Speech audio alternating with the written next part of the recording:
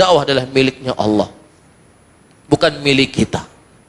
Allah Subhanahu wa ta'ala akan menguatkan dakwahnya, Allah akan menyebarkan dakwahnya, bukan kita. Kita cuma sekedar berusaha. Sehingga dengan kondisi dan keadaan seperti ini, ya ikhwah, membuat kita harus lebih semangat. Ya, membuat kita lebih semangat. Apa yang kita khawatirkan? Yang kita bela adalah qala Allah. Yang kita bela adalah ucapan Nabi Muhammad sallallahu alaihi wasallam. Yang kita bela adalah akidah Ahlus Sunnah. Apa yang membuat kita takut? Apa yang membuat kita khawatir? Law jitama'u minal jinni wal ins ay yadurruka bi syai'in lam yadurruka illa ma qad kataballahu laka wa 'alaik.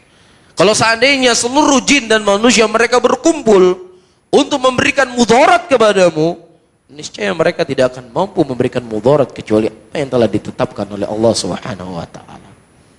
Dan ini bukan sesuatu yang baru. Ya, bukan sesuatu yang baru bagi orang-orang yang menyebar kepada sunnah. Menyebarkan kebaikan di tengah umat bukan sesuatu yang baru. Dan secara khusus kita di Aceh. Bukan sesuatu yang baru, ayyuhal ikhwah rahimani wa rahimakumullah.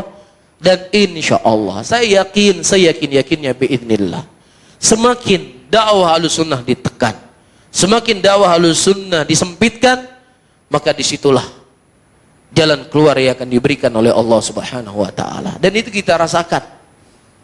Ya, Nabi SAW dihina, diisukan dengan isu-isu yang jelek. Iya, ketika datang Tufail bin Amr al-Dawsi radhiyallahu ta'ala anhu ke kota Mekah, disambut oleh Abu Lahab, disambut oleh pembesar-pembesar kufar Quraisy. Iya, mereka mengatakan Muhammad begini, Muhammad begini, Muhammad begini, Muhammad begini. Tetapi subhanallah, cahaya Allah masuk ke dalam hatinya.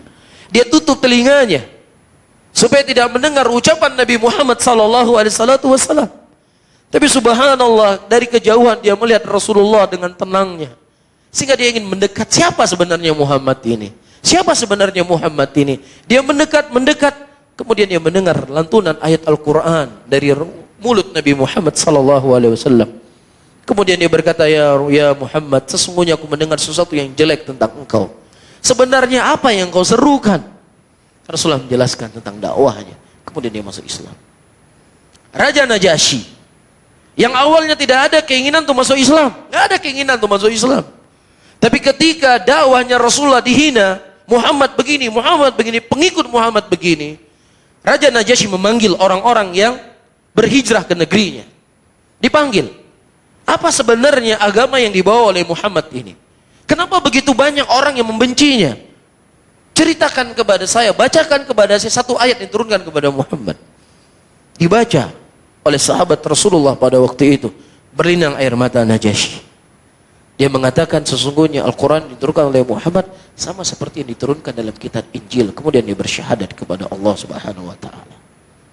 Apa yang kita khawatirkan? Hah? Ada yang dikhawatirkan oleh Ahlus Sunnah. Yang kita khawatirkan ayyuhal ikhwah, ketika sunnah itu dicopot dari kita, itu yang kita khawatirkan. Ya, ketika istiqomah ini tidak bisa kita jalankan, itu yang kita khawatirkan. Ketika kita tidak mengamalkan dalam hidup kita manhaj salafin, ini yang kita khawatirkan. Iya, adapun manusia di sana nggak perlu kita khawatirkan. Oleh karena itu banyaklah berdoa dan memohon kepada Allah agar Allah Subhanahu wa ta'ala selalu istiqomahkan kita di atas manhajus salaf dengan kondisi dan keadaan bagaimanapun.